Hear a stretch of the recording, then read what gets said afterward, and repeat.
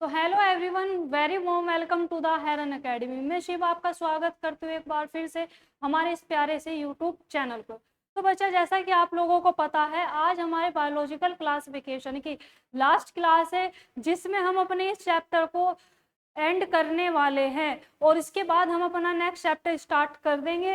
तो बच्चा पार्टी, आज है हमारा लेक्चर नंबर 18, जिसमें आज हम पढ़ने वाले हैं वायरस, वायरोइड्स एंड लाइकेन्स के बारे में।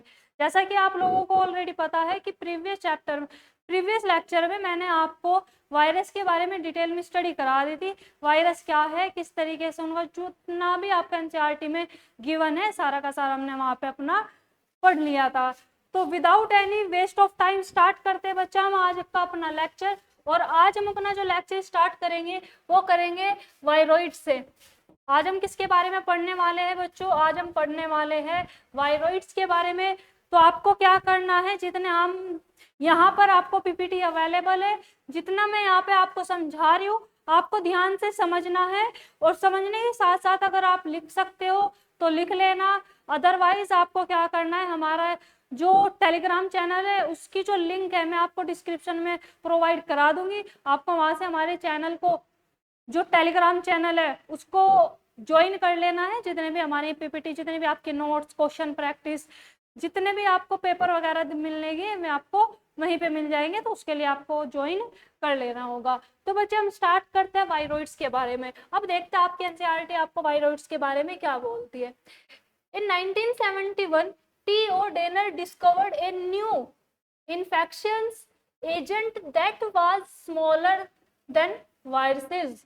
It means क्या कहने की कोशिश कर रहे हैं कि 1971 में एक साइंटिस्ट रहे जिनका नाम टी.ओ. डेनर था। इन्होंने डिस्कवर किया एक न्यू इन्फेक्शियस एजेंट, मतलब कि जो इन्फेक्शन कॉज कर रहा है, एक ऐसे एजेंट को डिस्कवर किया। और ये जो एजेंट था ये छोटा था, किससे?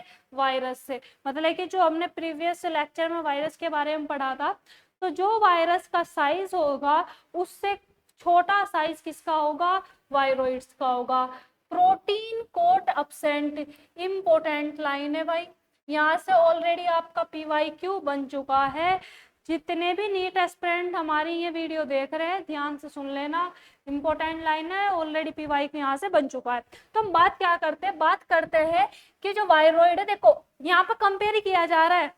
वायरस को हमने क्या बोला था कि वायरस प्रोटीन और जेनेटिक मटेरियल से मिलकर बना होता है। यहाँ पे आपको जेनेटिक मटेरियल तो देखने को मिलेगा, लेकिन प्रोटीन का कोट यहाँ पे अब्सेंट होगा। मतलब कि इनका जो जेनेटिक मटेरियल होगा वो फ्रीली रहता है, मतलब कि किसी तरीके से वो किसी कोट में इम्बेडेड नहीं, मतलब कि कोट के इनसाइड में प्रेजेंट नहीं है। ठीक है। आरएनए फ्री, आरएनए कैसा होगा? फ्री। बिल्कुल भाई, जब प्रोटीन कोट नहीं है तो आरएनए कैसा होगा? इनका फ्री। यहाँ से आपको क्या बात याद रखनी है कि जो वायरोइड है इनमें जेनेटिक मटेरियल डीएनए नहीं पाया जाता है, इनमें क्या पाया जाता है? इनमें आरएनए। यही से आपका पीवाईक्यू बन जाएगा, मतलब कि ऑप्शन में दे दिया जाएगा। ठीक है, तो याद रखना है वायरोइड में सिर्फ और सिर्फ उनका जेनेटिक मटेरियल आरएनए होता है। अब क्या है, प्रोटीन कोट नहीं है तो इस वजह से इनका जो मॉलिक्यूलर वेट होगा, वायरोइड के आरएनए का जो मॉलिक्यूलर वेट होता है यह कैसा होगा? लो होगा। He found that caused potato spindle tuber disease। Important line है कि जो वायरोइड है ये किसकी स्ट्रक्चर दे रखी है आपको? स्ट्रक्चर दे रखी है वायरोइड की। तो वायरोइड क्या करते हैं? वायरोइड डिसीज कोज करते हैं पोटैटो में। डिसीज का नाम क्या है? Potato spindle tuber disease. मतलब कि इस ये जो वायरोइड है ये पोटैटो में करते क्या है, ये पोटैटो का जो शेप है उसको कुछ इस तरीके से स्पिंडल शेप बना देते हैं। मतलब कि शेप क्या हो जाता है? चेंज हो जाता है, जिससे क्या होगा? इसका वेट भी कम हो जाता है। मतलब कि मोस्टली फार्मर को बहुत ज्यादा लॉस देखने को मिलता है। जहां आपके 20 क्विंटल आलू थे में 20 क्विंटल से 5 क्विंटल बन जाते हैं। मतलब कि इसमें वेट में बहुत ज्यादा गिरावट देखने को मिलती है, जहां पर भी पोटैटो में आपको ये डिसीज होगी। तो ये यहाँ पे आपको बता दें क्या क्या बात बोली, ध्यान से समझ लेंगे भाई। वायरोइड को किसने डिस्कवर किया था? टी.ओ. डेनर ने डिस्कवर किया था। ये आपका इन्फेक्शियस एजेंट है। ठीक है, छोटा होता है वायरस से, जो वायरसेस होते हैं ठीक है। उसके बाद प्रोटीन कोड नहीं पाया जाता है, आरएनए फ्री होगा और मोलिकुलर वेट इनका बहुत ही लो होगा। आलू में डिसीज करते हैं, नाम क्या हो जाएगा, potato spindle tube, potato tuber, potato spindle tuber disease हो जाएगा। चलिए जी नेक्स्ट आपके यहाँ पे बात करते हैं बच्चे हम किसके बारे में, प्रायोन्स के बारे में। मतलब कि यहाँ पे आपके वायरोइड्स के बारे में सिर्फ इतना ही जिक्र किया हुआ था, अब आपको यहाँ पे किसके बारे में पढ़ना है, प्रायोन्स के बारे में। अब प्रायोन्स के बारे में एनसीईआरटी आपकी क्या बोलती है, these are abnormally folded protein that cause some infectious neurological disease। किसकी लाइन है भाई बच्चों, आपकी एनसीईआरटी की लाइन। अब समझाना क्या चाह रही है, ध्यान से समझेंगे। हमारी बॉडी में आरएनए डीएनए होगा, फर्स्ट ऑफ ऑल स्टार्ट करते हैं डीएनए से। डीएनए क्या करता है, डीएनए से आरएनए बनेगा, आरएनए से क्या बन जाएगी, प्रोटीन, और वही प्रोटीन रिस्पॉन्सिबल होती है हमारे किसी भी पर्टिकुलर कैरेक्टर के लिए। मतलब कि जब आरएनए से प्रोटीन बनते हैं तो जो प्रोटीन की स्ट्रक्चर बनती है वो कैसे बनती है, फोल्ड होती है। मतलब कि जो आपके अमाइनो एसिड है में क्या हो जाते हैं, फोल्ड हो जाएंगे, आरएनए से क्या बनेंगे, अमाइनो एसिड, और अमाइनो एसिड में क्या होती है, फोल्डिंग होती है। तो यहाँ पे क्या बताया जा रहा है कि जो वो फोल्डिंग है, मतलब कि जो डीएनए की हमारी फोल्डिंग है, फोल्डिंग कैसी हो जाए, एबनॉर्मल हो जाए। मतलब कि जैसी फोल्डिंग होनी थी, प्रोटीन की जो स्ट्रक्चर बननी थी वो इन फोल्डिंग कैसे हो जाए, वो आपकी एबनॉर्मल हो जाए। तो उस कंडीशन में क्या हो जाता है, ये जो इन क्या बोल सकते हैं, जो फोल्डिंग है, एबनॉर्मल फोल्डिंग की जो प्रोटीन है, ये स्टोर हो जाती है हमारे कहाँ पे जाके, हमारे ब्रेन में। और ये कौन सी डिसीज कॉज कर देती है, न्यूरोलॉजिकल डिसीज। मतलब कि जो फोल्डिंग है, एबनॉर्मल फोल्डिंग है ना प्रोटीन की, हमारे कहाँ पे, ब्रेन में जाके जो हमारी न्यूरॉन्स होते हैं उनमें स्टोर हो जाते हैं और वहां पे जाके एक डिसीज कॉज कर देते हैं जिसको हम क्या बोलते हैं, न्यूरोलॉजिकल डिसीज बोलते हैं। चलिए जी नेक्स्ट लाइन देखते हैं भाई, आपको क्या कहने की कोशिश करिए, दीज आर स्मॉलर। ये बच्चा आपकी स्मॉलर नहीं, यहाँ पे थोड़ा सा टाइपिंग एरर है, तो आपको क्या करना है, ये स्मॉलर ना करके यहाँ पे सिमिलर लिख लेना है। ये थोड़ा सा यहाँ पे टाइपिंग एरर होते हुए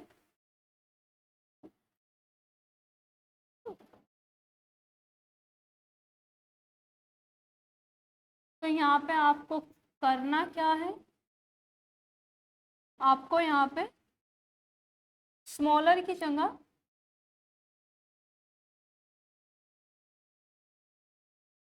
सिमिलर लिख देना है। ये आपके एनसीईआरटी की एक्यूरेट लाइन है। तो यहाँ पे क्या बोल रहे हैं, these are similar in size to virus. मतलब कि जो आपके प्रायोन्स है, प्रायोन्स का जो साइज होगा वो वायरस के साइज के सिमिलर होता है।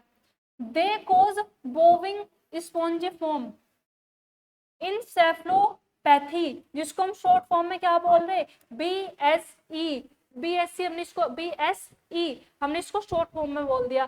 तो ये क्या करता है, जो प्रायोन से डिसीज कोज करता है, और इसी को हम BSE, इसी को made cow disease in cattle, मतलब कि मेड काउ डिसीज भी बोलते हैं, जो कि आपको किस में देखने को मिलती है, कैटल में देखने को मिलती है। और इसका जो आपका एनालोगस वायरेंट होगा वो क्या करता है, वो आपका CR जैकब डिसीज कोज करता है ह्यूमंस में। इसको हम शॉर्ट फॉर्म में एनसीईआरटी में आप, अब तो जो न्यू एनसीईआरटी आएगी उसमें तो आपको इसकी फुल फॉर्म देखने को मिलेगी, लेकिन फिलहाल जो आपकी एनसीईआरटी आपके पास होगी उसमें कुछ इस तरीके से लिखा हुआ है, CR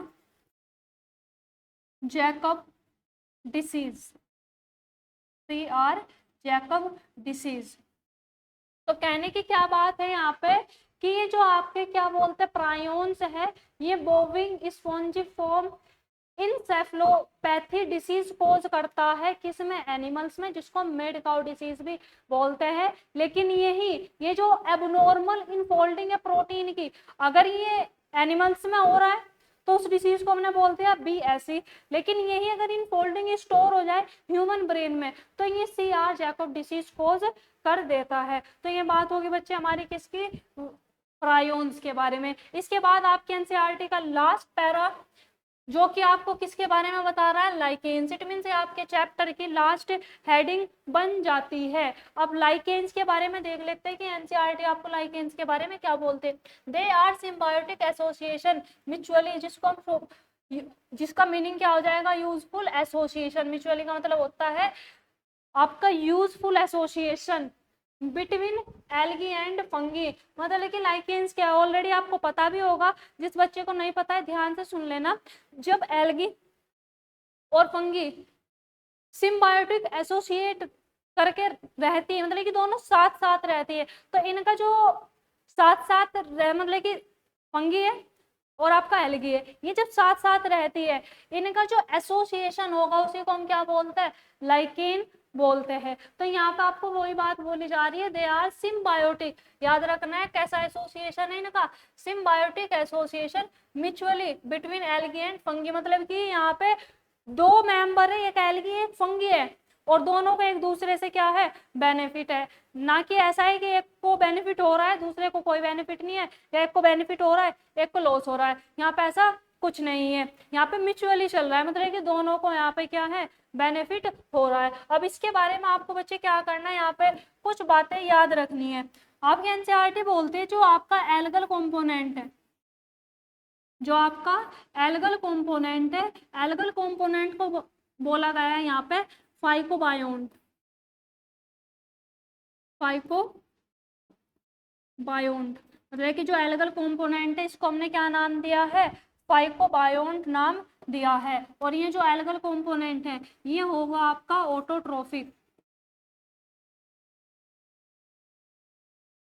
ये कैसा होगा, ऑटोट्रोफिक, मतलब कि ये क्या करेगा, फोटोसिंथेसिस करेगा।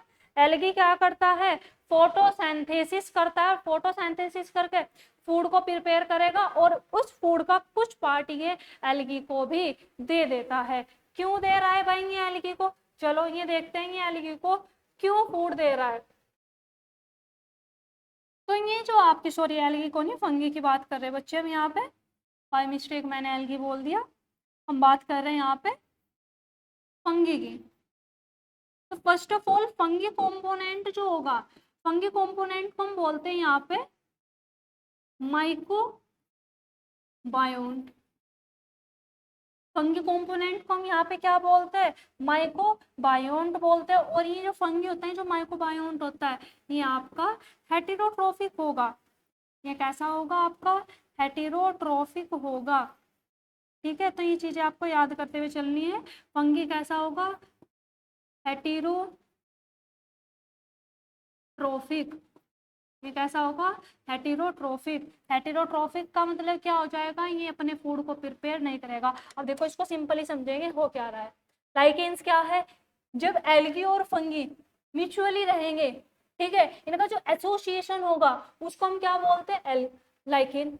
तो लाइकेन में एल्गी भी है, लाइकेन में फंगी भी है। अब लाइकेन में जो एल्गल कंपोनेंट है इसको क्या बोलते हैं, फाइकोबायोन्ट। और एल्गी क्या है, ऑटोट्रोफ है, मतलब कि ये फोटोसिंथेसिस करेगा, ठीक है। और लाइकेन में जो फंगी कंपोनेंट है इसको हम क्या बोलते हैं, माइकोबायोन्ट। और फंगी आपको पता है हेटेरोट्रोफिक होता है। अब ये होगा क्या, देखो ये फोटोसिंथेसिस कर पाता है, ये फोटोसिंथेसिस नहीं कर पाता है। तो फंगी क्या करेगा, वाटर को, मिनरल्स को एब्जॉर्ब करेगा, और उन सभी मिनरल्स और वाटर को एब्जॉर्ब करके किसे दे देगा, एल्गी को दे देगा। एल्गी उन्हीं वाटर और मिनरल्स का यूज करके क्या करेगा, फोटोसिंथेसिस, क्योंकि ये ऑटोट्रोफिक है तो ये फोटोसिंथेसिस करके अपने फूड को बना लेगा। जब ये फूड को बना लेगा तो उसी फूड का कुछ पार्ट ही किसको दे देगा, फंगी को दे देगा। तो फंगी एल्गी को वाटर और मिनरल्स प्रोवाइड करा रहा है, एल्गी फंगी को फूड प्रोवाइड करा रहा है, तो दोनों एक दूसरे का क्या कर रहे हैं, बेनिफिट कर रहे हैं। और इसी वजह से हम इसको क्या बोलते हैं, एसोसिएशन कैसा होगा इनका, म्यूचुअली होगा, मतलब कि दोनों को यूज होगा। अब यहाँ पे आपको क्या है बच्चे, एक बात याद रखनी है, वो बात आपको क्या याद रखनी है, ये आपके नीट में क्वेश्चन पूछ सकते हैं कि जो एसोसिएशन है एल्गी और फंगस का, तो एल्गी और फंगस में डोमिनेंट कौन होगा, तो जो फंगल कंपोनेंट होता है, जो माइकोबायोन्ट होगा, ये आपका डोमिनेंट पार्टनर होगा। ये कैसा पार्टनर होगा, ये डोमिनेंट पार्टनर होता है, मतलब ये जो डोमिनेंट डोमिनेंट होगा वो इसमें एल्गी होगा, फंगी तो आपका माइकोबायोन्ट होगा, लेकिन फंगी होगा। नीट के लिए आप याद रख सकते हो, क्वेश्चन बन सकता है, डोमिनेंट पार्टनर। ठीक है बच्चे, इंपॉर्टेंट है, याद रखेंगे। ये आपका क्या हो जाएगा, इसमें डोमिनेंट पार्टनर हो जाएगा। चलिए जी, अब बताइए यहाँ तक आपके समझ में आया? ये आपके यहाँ पे समझ में आया है तो आप क्या करेंगे, वीडियो को लाइक करके बता देंगे और कमेंट बॉक्स में टाइप कर देंगे कि आपकी समझ में आया है या नहीं आया। तो ये हमारी बात होगी किसके, लाइकेंस के बारे में। नेक्स्ट हम बात करते हैं कि आपकी एनसीईआरटी आपको इसके बारे में और क्या कह रही है। तो जो चीज़ मैंने आपको यहाँ पे बताया है वो यहाँ पे देख लेंगे। इसके अलावा और क्या है, एल्गी प्रिपेयर फूड, देखो जो अभी मैंने बताया था वही है, एनसीईआरटी की लाइन है भाई। Algae prepare food for fungi, algae prepare करती है फूड किसके लिए, फंगी के लिए। And fungi provide shelter and absorb minerals, मतलब कि शेल्टर भी दे रहा है और मिनरल्स को एब्जॉर्ब करके जितने भी न्यूट्रिएंट्स है, और इसके साथ में वाटर। ये अपने पार्टनर, पार्टनर कौन है यहाँ पे, ये पार्टनर है एल्गी। ये किस पार्टनर के बारे में जिक्र कर रहे हैं, ये आपके एल्गी के बारे में जिक्र कर रहे हैं। लाइकेन्स आर, लाइकेन्स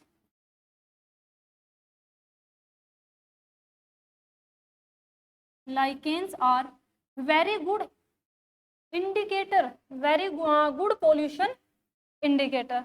लाइन क्या है, lichens are very good pollution indicator, मतलब कि कहने की बात क्या है कि लाइकेन अगर कहीं पे आपको ग्रो करता हुआ दिखाई दे रहा है, इट मीन्स वहां पे पोल्यूशन नहीं होगा। क्यों, क्योंकि जो पोल्यूटेड एरियाज होते हैं, पोल्यूटेड एरियाज में लाइकेन कभी भी ग्रो नहीं करता है। लाइकेन सिर्फ वहीं पे ग्रो करेगा जहाँ पर पोल्यूशन नहीं होगा। They do not grow in polluted areas. तो बच्चा यहाँ पे आपके ये बताइए, स्पेल का हमें बताइए, चीज आपकी समझ में आ गई है। हमने किसके बारे में बात करी है, प्रायोन्स के, वायरोइड और लाइकेन्स। ये तीन हमारे दो तीन छोटे छोटे से टॉपिक रह रहे थे, वो हमने आज इससे अपने लेक्चर में यहाँ पे कंप्लीट कर लिए। अब आप मुझे बताइएगा कि ये जो चीज यहाँ पे है, ये जो मैंने आपको समझाई है, आपकी समझ में आया है या समझ में नहीं आया। देखो बच्चों, एक बार बता जरूर देना। अब क्या करते हैं, मैंने जो आपका प्रीवियस लेक्चर लिया था वायरस का, तो हमने क्या है उसमें एनसीईआरटी को इंक्लूड नहीं किया था। तो जो इसका एनसीईआरटी का जो पोर्शन है उसको भी यहाँ पे 10 मिनट में फटाफट अपना कंप्लीट कर लेते हैं। देखो कुछ अलग से नहीं है, जो चीज हमने यहाँ पे अभी तक पढ़ी है सारी की सारी वही है। ऐसा कुछ नहीं है कि यहाँ पे वो आपको कुछ अलग पढ़ने को मिलेगा। लेकिन फिर भी बच्चों क्या है कि नीट में जो आपके क्वेश्चन है डायरेक्ट पिछले कई सालों का ट्रेंड बना हुआ है कि आपके चाहे स्टेटमेंट हो, असर्शन, रीजन हो, ठीक है, जितने भी टाइप के आपके क्वेश्चन है या जितने भी आपके इनकरेक्ट स्टेटमेंट, करेक्ट स्टेटमेंट, जितने भी टाइप के आपके क्वेश्चन ये बनते हैं, ठीक है, सारे के सारे एनसीईआरटी की लाइन से उठ के आते हैं। तो उसके लिए यही बेहतर है कि आप एनसीईआरटी की लाइन टू लाइन अच्छी तरीके से समझते हुए चले, और जिस काम को समझाने के लिए वो जो काम है वो मैं कर रही हूँ। मैं यहाँ पे आपको NCERT word to word, line to line explain कर रही हूँ, उसकी मीनिंग क्या है। और अगर एक बार बच्चे आप उसकी मीनिंग को अच्छी तरीके से समझ गए, एनसीईआरटी आपको क्या समझाने की कोशिश कर रही है, तो कोई भी आपका क्वेश्चन नीट 2026 में नहीं छूटने वाला है। बशर्ते आपको सिर्फ यहाँ पे अपनी एनसीईआरटी को अच्छी तरीके से समझते हुए चलना है। तो बच्चे देख लेते हैं आपकी एनसीईआरटी आपको क्या कहने की कोशिश कर रही है। तो बात स्टार्ट करते हैं हम अपने हेडिंग से। हेडिंग क्या है आपकी, virus, viroid, prions and lichens, मतलब लेकिन 4 टॉपिक्स के बारे में हम यहाँ पे पढ़ने वाले हैं। The 5 in the 5 kingdom classification of Whitaker, there is no mention of lichens and some acellular organism like virus, viroids, prions. These are briefly introduced here. जो आपको 5 किंगडम क्लासिफिकेशन दिया गया था विटेकर के द्वारा, इन्होंने अपने 5 किंगडम क्लासिफिकेशन में मेंशन नहीं किया था किसको, लाइकेन्स को और कुछ एसेलुलर। एसेलुलर का क्या मतलब है, मैंने आपको प्रीवियस लेक्चर में बताया था कि जो सेल से मिलकर नहीं बने होते हैं। तो मैं कौन से ऑर्गेनिज्म हैं जो सेल से मिलकर नहीं बने हैं, एक तो आपका वायरस, दूसरा आपका वायरोइड्स और तीसरा आपका प्रायोन्स। तो ये 4 ऑर्गेनिज्म हैं जिनको आप मतलब कि जो आर.एच. विटेकर है उन्होंने अपने 5 किंगडम क्लासिफिकेशन में इनको इंक्लूड नहीं किया था, और इनको हम यहाँ पे ब्रीफली देखने वाले हैं। All of who have suffered the ill effect of common cold or flu known what effect viruses can survive on us.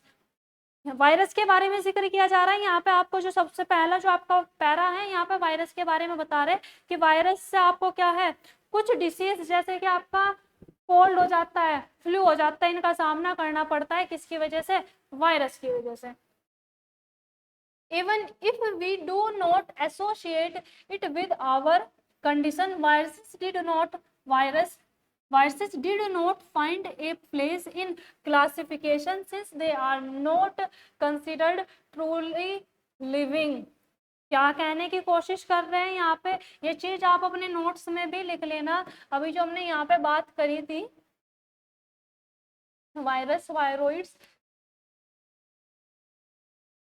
जो आपका, चलो इसको यहाँ से स्किप कर देते हैं, यहीं पे ध्यान दीजिएगा। क्या बोल रहे हैं कि जो आपके वायरस वायरोइड्स है इनको 5 किंगडम क्लासिफिकेशन में कोई भी प्लेस नहीं दिया गया था, इसी वजह से हम इनको ट्रूली लिविंग नहीं बोलते हैं। ऑलरेडी बच्चों मैंने आपको बताया था वायरस एक ऐसा ऑर्गेनिज्म है कि अगर आउटसाइड द सेल है तो हम उसको नॉन लिविंग कंसिडर करते हैं, इनसाइड द सेल है तो हम उसको लिविंग कंसिडर करते हैं। इसी वजह से वायरस अभी तक लिविंग और नॉन लिविंग के बीच की लिंक बना हुआ है। ठीक है, चलिए जी।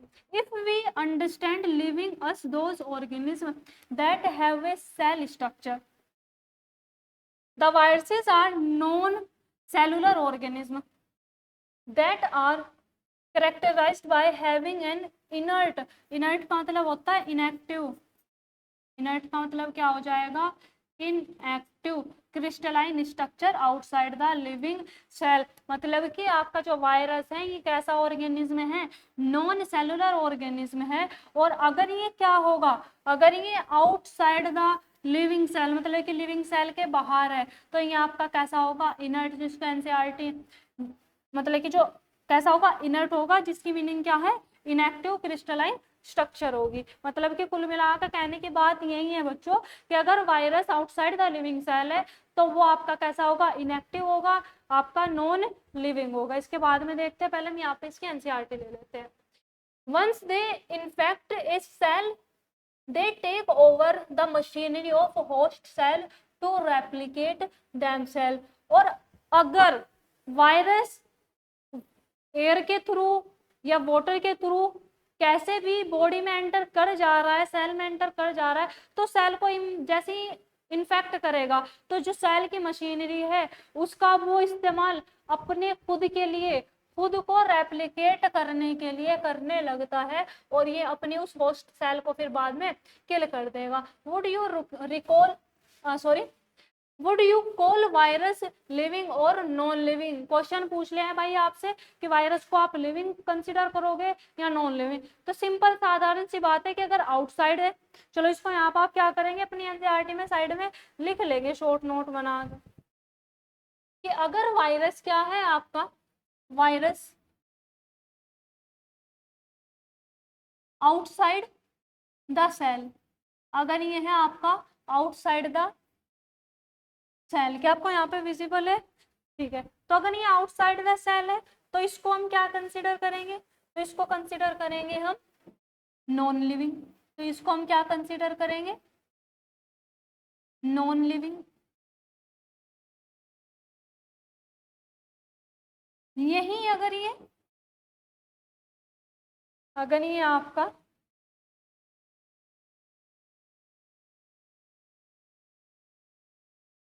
सेकंड देख लेते हैं, इनसाइड द सेल है, अगर ये आपका इनसाइड द सेल है मतलब कि सेल के अंदर है तो हम इसको फिर लिविंग कंसीडर कर सकते हैं, लिविंग ऑर्गेनिज्म हम इसको बोल सकते हैं। तो ये बात आपको याद रखनी कि अगर आउटसाइड द सेल है तो non living, inside the cell है तो आपका लिविंग। चलिए भाई यहाँ पर आपको ये बात इसकी बता दी गई। चलिए जब इसको देख लेते हैं आगे। Virus means venom and poisonous fluid. Virus जो टर्म है ये आपकी लेटिन लैंग्वेज से लिया गया एक टर्म है जिसका मीनिंग क्या हो जाएगा, वेनम पॉइजनस मतलब कि जहरीला fluid. Dmitri Ivanovsky in 1892 recognized certain microbes as causal organism of the mosaic disease of tobacco। तो जो आपके साइंटिस्ट थे जिनका नाम डिमित्री इवानोव्स्की था, इन्होंने क्या है, जो आपके टोबैको प्लांट होते हैं उनमें डिस्कवर किया था एक वायरस को, जिसको हम क्या बोलते हैं, टोबैको मोज़ेक वायरस बोलते हैं, जो कि आपको फिगर 2.6 में दिखाया गया है। चलिए जी इसको देख लेते हैं कौन से वायरस, इस वायरस के बात कर रहे हैं, फिगर 2.6 टोबैको मोज़ेक वायरस, जिसको हम शॉर्ट फॉर्म में TMV बोलते हैं। तो ये वो वायरस है जो टोबैको प्लांट में क्या करते हैं, डिसीज कोज करते हैं। इनको किसने डिस्कवर किया था, डिमित्री इवानोव्स्की ने डिस्कवर किया था।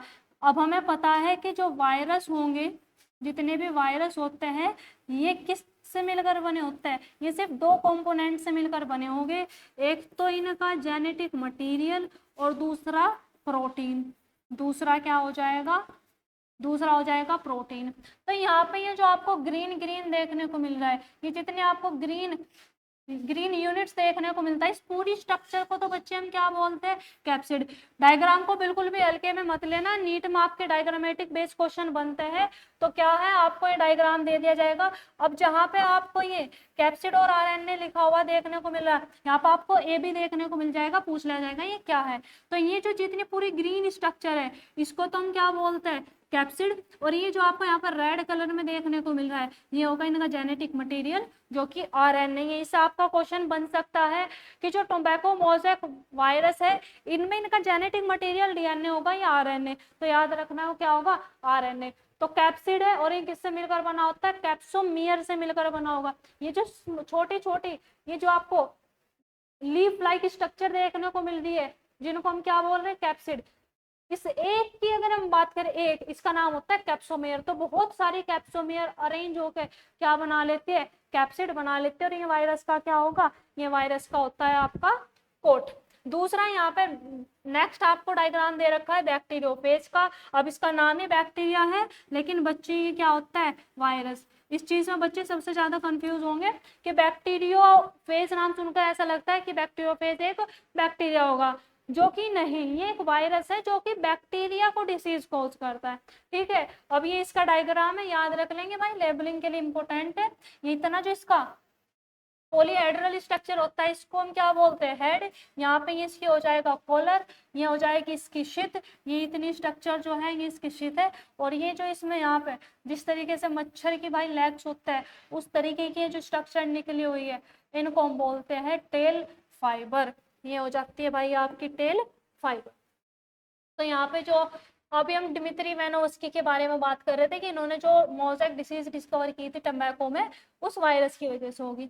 These were found to be smaller than bacteria because they passed through bacteria proof filter. पूरी लाइन कहने का मतलब क्या है कि डिमित्री इवानोव्स्की ने 1892 में एक क्या बोलते हैं, वायरल जो बैक्टीरिया है, बैक्टीरिया से छोटे स्मॉलेस्ट ऑर्गेनिज्म को देखा, जो कि क्या कर रहा था, टोबैको प्लांट में मोज़ेक डिसीज कोज कर रहा था। अब ये बैक्टीरिया से छोटा है, ये कैसे प्रूफ हुआ, क्योंकि इसको पास किया गया था बैक्टीरिया प्रूफ फिल्टर में। मतलब कि एक ऐसा फिल्टर था जिसमें क्या बैक्टीरिया फिल्टर नहीं हो रहे, लेकिन जब उनको इन ऑर्गेनिज्म को फिल्टर किया गया तो फिल्टर हो गए थे। इट मीन्स ये जो ऑर्गेनिज्म है ये बैक्टीरिया से छोटे होंगे, तभी तो ये आपके फिल्टर हुए हैं।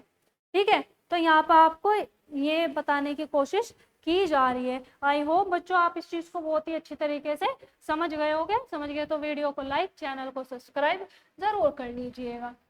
नेक्स्ट देखते हैं MW ब्रिजरिंग। अभी यहाँ पे आपकी जो मॉडिफिकेशन हुआ है ना बच्चों अभी एनसीईआरटी में, फिलहाल जो आपकी एनसीईआरटी होगी वहाँ पे सेम यही लिखा होगा, लेकिन अभी जो अपडेट हुई है एनसीईआरटी में वो अभी मार्केट में नहीं आई है, तो वो आपके पास भी नहीं होगी। तो फिलहाल आपको क्या करना है, जो आपकी एनसीईआरटी है यहाँ पे इसमें कुछ चेंज हुआ है। ये एन के बाद ब्रिजरिंग में जो एन के बाद ई था, ई की जगह यहाँ पे सी कर दिया गया है। तो आप क्या करेंगे, इस ब्रिजरिंग को यहाँ से कट करके अपनी एनसीईआरटी में ये यहाँ पे इसका करेक्ट प्रोनाउंसिएशन क्या करेक्ट स्पेलिंग इसकी लिख लेंगे।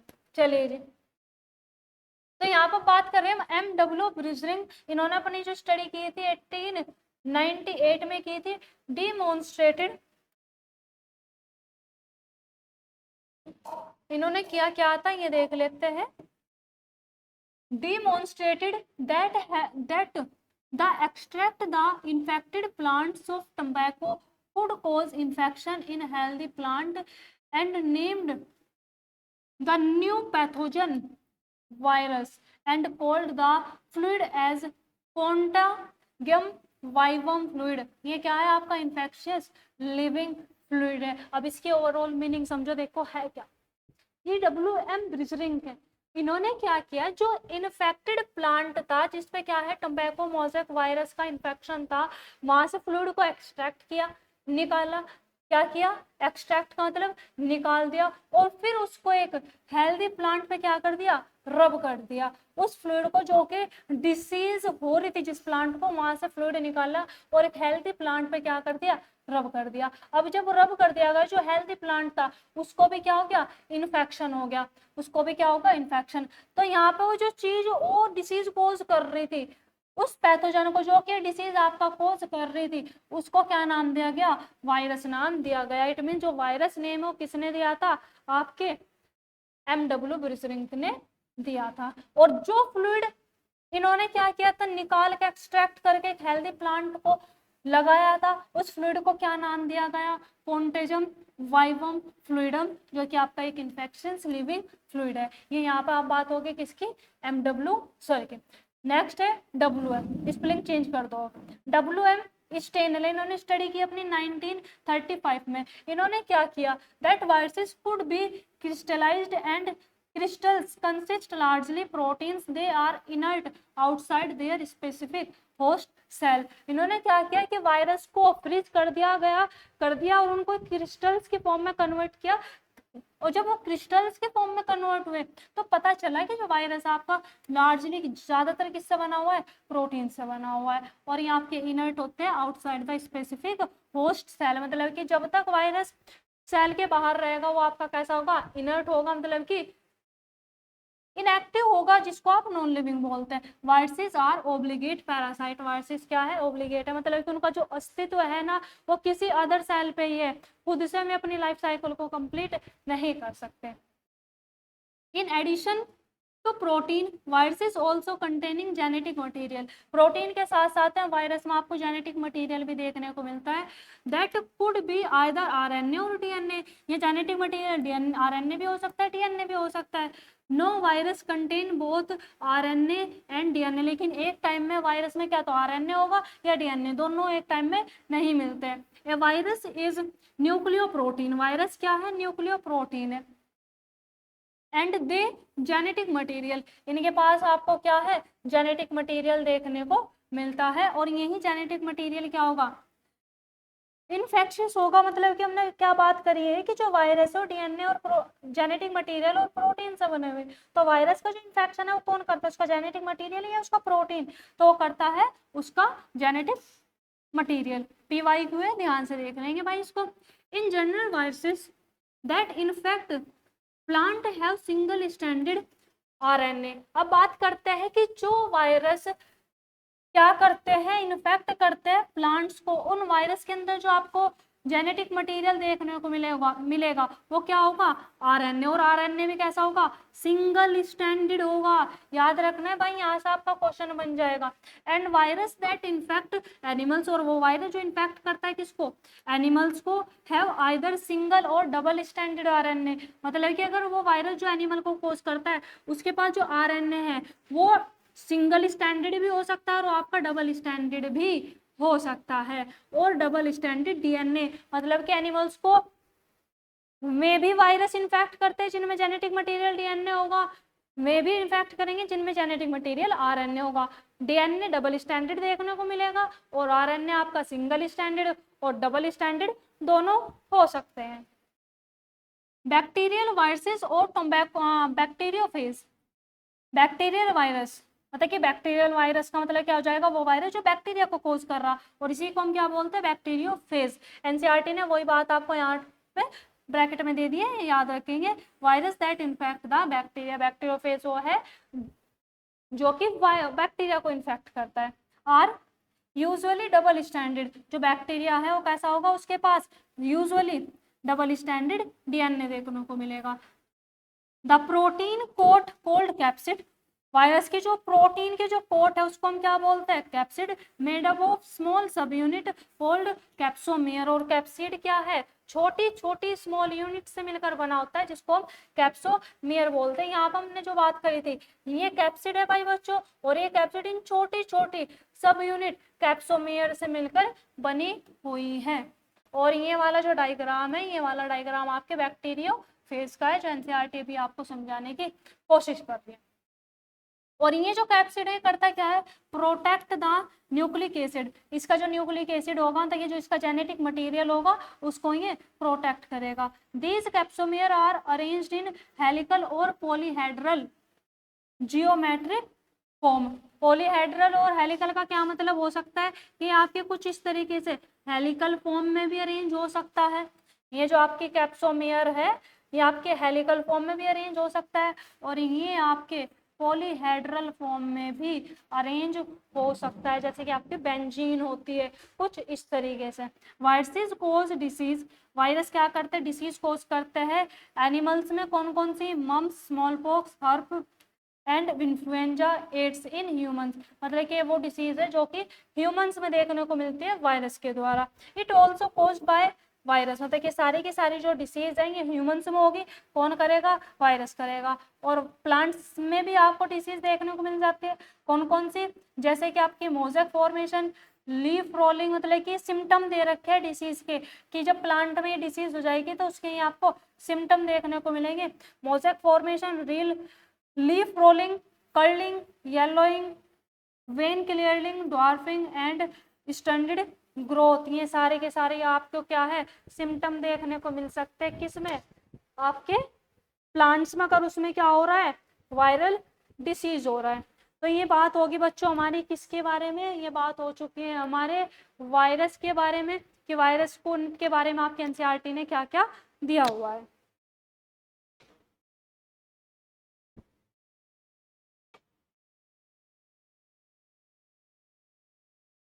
और इसी के साथ हम मूव करते हैं अब अपने नेक्स्ट पैरे की ओर। यहाँ पे क्या हो जाता है बच्चों, वायरस के बारे में जितना आपके एनसीईआरटी ने दिया हुआ है वो खत्म हो जाता है। तो अब यहाँ पर हम पढ़ेंगे किसके बारे में, वायरोइड्स, प्रायोन्स और लाइकेंस। बस 5 मिनट की और फिर ये आपका लेक्चर खत्म। वायरोइड्स के बारे में क्या है, इन 1971 T.O. Danner discovered a new infectious agent that was smaller than viruses and caused potato spindle tuber disease। वायरो 1971 में टीओ डेनर ने डिस्कवर किया एक और इन्फेक्शियस एजेंट जो कि छोटा है वायरस से, और ये डिसीज कोज कर रहा है पोटैटो में, potato spindle tuber disease. It was found in to be a free RNA, इसमें जो आरएनए होगा वो फ्रीली होगा। इट मींस इसमें it lack the protein, protein नहीं देखने को मिलता है। Coat that are found in virus, मतलब कि प्रोटीन का कोट नहीं देखने को मिलेगा। हेंस द नेम वायरोइड, और इसी वजह से प्रोटीन कोट ना होने की वजह से इसका क्या नाम पड़ा, वायरोइड नाम पड़ा। The RNA of the viroid was of low molecular weight. Important है भाई, याद रखना है कि वायरोइड का जो आरएनए होगा उसका जो मोलिकुलर वेट होगा वो बहुत ही लो होगा। प्रायोन्स के बारे में देखते हैं। In modern medicine certain infection neurological disease were found to be transmitted by an agent consist of abnormal folded protein. क्या होता है, जब प्रोटीन की क्या हो जाती है आपकी एबनॉर्मल इनफोल्डेड हो जाती है, तो ये क्या करता है, कुछ न्यूरोलॉजिकल डिसीज कोज करता है। The agent was similar in size, मतलब कि जिसकी मान लो चाहे वो एनिमल्स हो या वो आपके ह्यूमंस हो। प्रायोन्स अगर सेल मेंटेन कर जा रहा है तो जो हमारी बॉडी में प्रोटीन का फॉर्मेशन होता है उसकी जो फोल्डिंग होती है, प्रोटीन कैसे होगी, जो अमाइनो एसिड है वो फोल्ड होती है और प्रोटीन बनाती है। तो जो फोल्डिंग है वो एबनॉर्मल हो जाती है, जिससे वो एबनॉर्मल प्रोटीन की जो फोल्डिंग है वो ब्रेन में जाके स्टोर हो जाती है, जिससे क्या कुछ न्यूरोलॉजिकल डिसीज हो जाती है ह्यूमंस में भी और अदर एनिमल्स में भी। अब प्रायोन्स का जो साइज होगा वो वायरस के बिल्कुल सिमिलर होगा, याद रखना है। The agent were called prions, इस एजेंट को हम क्या बोलते हैं, प्रायोन्स बोलते हैं। The most notable disease caused by prions were are bovine spongiform, encephalopathy pathy.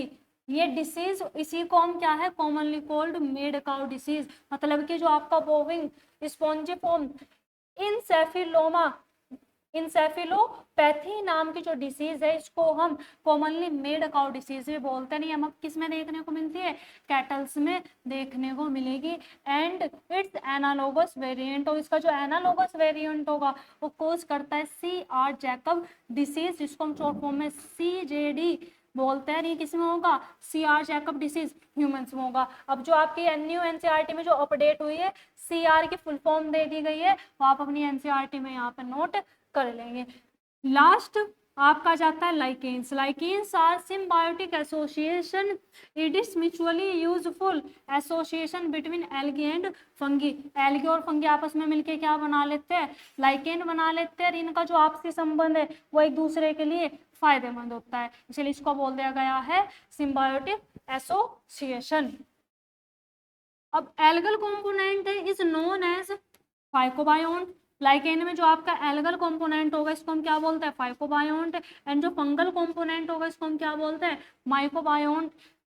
Autotrophic and heterotrophic, जो आपका फाइकोबायोन्ट होगा ये ऑटोट्रोफिक हो जाएगा, जो आपका माइकोबायोन्ट होता है ये हेटेरोट्रोफिक होगा रिस्पेक्टिवली।